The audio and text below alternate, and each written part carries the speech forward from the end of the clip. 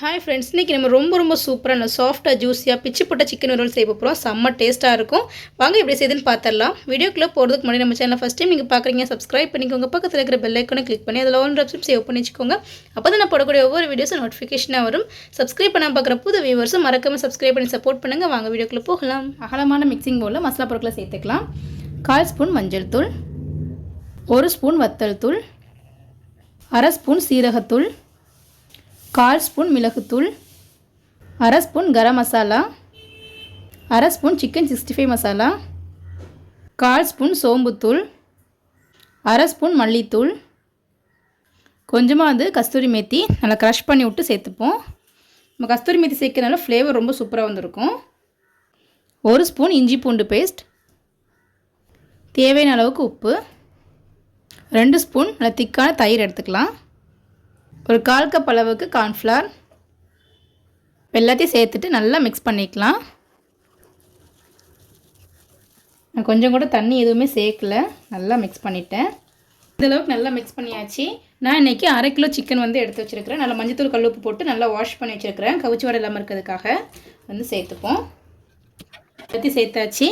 இப்போ நல்லா மிக்ஸ் பண்ணிடுவோம். வச்சுருக்க சிக்கனில் மிக்ஸ் பண்ணி வச்சுருக்க அந்த மசாலா எல்லா இடத்துலையும் மிக்ஸ் ஆகணும். அந்தளவுக்கு நல்லா மிக்ஸ் பண்ணிக்கலாம். நீங்கள் தண்ணி எதுவுமே சேர்க்க தேவையில்லை. சிக்கன்லேருந்து தண்ணி நல்லா ஊறி வரும், அதுவே போதும், கரெக்டாக இருக்கும். ஓரளவுக்கு ரொம்ப கெட்டியாக இருக்கிற மாதிரி இருந்துச்சு அப்படின்னா கொஞ்சமாக தயிர் இல்லை இஞ்சி பூண்டு பேஸ்ட் ஏதாவது சேர்த்துக்கோங்க. உங்கள்கிட்ட லெமன் ஜூஸ் இருந்துச்சுன்னா லெமன் ஜூஸ் சேர்த்துக்கோங்க, இன்னும் நல்லா சாஃப்டாக ஜூஸியாக இருக்கும். எங்கிட்ட இல்லாதனால நான் அதை மட்டும் ஸ்கிப் பண்ணிக்கிறேன்.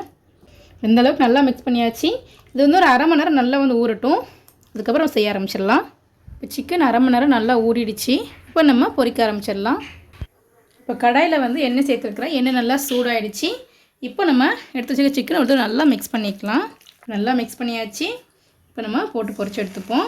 ஆயில் நல்லா ஹீட் பண்ணிவிட்டு பொரிக்கும் போது ஸ்டவ் மீடியம் ஃப்ளேமில் வச்சுக்கோங்க. உங்கள் கடாயோட அகலத்தை பொறுத்துட்டு சிக்கனை சேர்த்துக்கோங்க.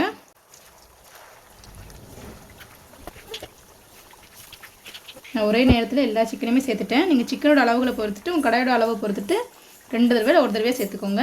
இப்போ எல்லா சிக்கனுமே சேர்த்தாச்சு. ஸ்டவ்வை மீடியம் ஃப்ளேமில் வச்சு நல்லா வேக வச்சு எடுத்துக்கலாம். இப்போ ஒரு சைடு கொஞ்சம் நல்லா வெந்துட்டு மெதுவாக பிரட்டி போட்டுக்கலாம். ஸ்டவ்வை மீடியம் டு ஹை ஃப்ளேமில் வச்சு வேக வச்சு எடுத்துக்கோங்க. அப்போ தான் நல்லா வெந்து நல்லா கிறிஸ்பியாக கிடைக்கும். நீங்கள் லோ ஃப்ளேமில் வச்சிட்டிங்கன்னா ரொம்ப எண்ணெய் குடிக்கும்.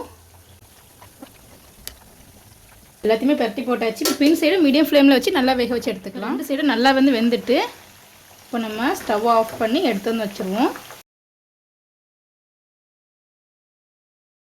இப்போ எல்லா சிக்கனுமே எடுத்து வச்சாச்சு. இது கொஞ்சம் லைட்டாக ஆறி வரட்டும். சிக்கன் நல்லாவே ஆறி வந்துட்டு இதை சின்ன சின்னதாக பிச்சு போட்டுக்கலாம். நீங்கள் எப்படியே சாப்பிட்றதுனாலும் சாப்பிட்லாம். டேஸ்ட் ரொம்ப சூப்பராக வந்திருக்கும். நான் இன்றைக்கி கொஞ்சம் டிஃப்ரெண்ட்டாக ஒரு வறுவல் செய்ய போகிறேன். ஃபுல்லத்தையும் பிச்சு போட்டுடலாம். ரொம்ப சின்ன சின்னதாக பிக்க தேவையில்லை. 1-2 பிச்சு போட்டுருவோம். இனிமேல் உள்ளே நல்லா சூடாக இருக்குது போல் எல்லாத்தையுமே கொஞ்சம் சின்ன சின்னதாக பிச்சு போட்டுருவோம். இப்போ நம்ம எல்லாத்தையும் இந்த அளவுக்கு பிச்சு எடுத்துகிட்டு ரொம்ப சின்ன சின்னதாக பிக்கலை, 1 பிச்சு வச்சுருக்கு. இப்போ செய்ய ஆரம்பிச்சிடலாம். இப்போ அடுப்பில் இன்னொரு க்ளீனான கடாயை வச்சுக்கலாம். இதில் நம்ம சிக்கன் பொரிச்ச எண்ணெயவே 2 ஸ்பூன் சேர்த்துக்கலாம். இப்போ எண்ணெய் நல்லா சூடாயிடுச்சு. ஒரு பெரிய வெங்காயத்தை நீளமாக கட் பண்ணி வச்சுருக்க சேர்த்துப்போம். இப்போ நல்லா வதக்கி விட்டுடலாம். வெங்காயம் நல்லா வதங்கி நல்லா செவந்து வரணும் பொன்னிறமாக. அது அளவுக்கு நல்லா வதக்கி விட்டுக்கலாம். ஸ்டவ்வை நல்லா ஹை ஃப்ளேம்லேயே வச்சுக்கோங்க. நம்ம இந்த மாதிரி வறுவல் ரெசிபிக்கெலாம் வெங்காயத்தை நல்லா பொன்னிறமாக வதக்கி சேர்க்கும் போது டேஸ்ட் ரொம்ப சூப்பராக வந்திருக்கும். பாருங்கள், வெங்காயம் இந்த அளவுக்கு நல்லா கலர் சேஞ்ச் ஆகி வந்துடுச்சு. இந்த அளவுக்கு இருந்தால் போதும். இதுக்கு மேலே இருந்தால் கசப்பாயிடும். கூட ஒரு 1/2 ஸ்பூன் அளவுக்கு இஞ்சி பூண்டு பேஸ்ட் சேர்த்துப்போம். இஞ்சி பூண்டு பேஸ்ட்டில் பச்சை வாசனை போகிற அளவுக்கு நல்லா வதக்கி விட்டுக்கலாம். ஏற்கனவே சிக்கனை மேரினேட் பண்ணும் போதும் இஞ்சி பூண்டுலாம் போட்டு தான் மேரினேட் பண்ணி தான் பொரிச்சிருப்போம். இந்த மாதிரி நம்ம வதக்கும் போது இஞ்சி பூண்டு போடும் போது டேஸ்ட் ரொம்ப சூப்பராக இருக்கும், ஃப்ளேவர் நல்லாயிருக்கும். இப்போ இஞ்சி பூண்டு பேஸ்ட்லேயும் பச்சை வாசனை போகிற அளவுக்கு நல்லா வதக்கியாச்சு. கொஞ்சமாக கருவேப்பிலை, ஃப்ரெஷ்ஷான கருவேப்பிலை சேர்த்துப்போம். நம்ம வறுவல் ரெசிபிக்கு கருவேப்பிலை சேர்க்கும் போது டேஸ்ட் நல்லா சூப்பராக இருக்கும். இப்போ அதை சேர்த்து நல்லா வதக்கி விட்டுக்கலாம். அளவுக்கு நல்லா வதக்கி விட்டாச்சு. பொரிச்சிட்டு பிச்சு வச்சு கறியை சேர்த்துக்கலாம். எல்லா கறியுமே சேர்த்தாச்சு. இப்போ அதையும் சேர்த்துட்டு நல்லா வதக்கி விட்டுடுவோம். இந்த வெங்காயம், கருவேப்பிலை, இந்த இஞ்சி பூண்டு பேஸ்ட்டோடையே இந்த கறி ஒரு 2-3 நிமிஷத்துக்கு நல்லா வதக்கி விட்டுக்கலாம். ஸ்டவ் லோ ஃப்ளேம்லேயே வச்சுக்கோங்க. இப்போ ஒரு 5 நிமிஷம் ஆயிருக்கு. ஸ்டவ் நல்லா லோ ஃப்ளேமில் வச்சு நல்லா வந்து வதக்கி விட்டாச்சு. இப்போ நம்ம சிக்கனை மேரினேட் பண்ணும்போது மீதி இந்த மசாலா வந்து ஒரு 2 ஸ்பூன் அளவுக்கு இருந்துச்சு. அதை வேஸ்ட் பண்ணாமல் அதிலே சேர்த்துருவோம்.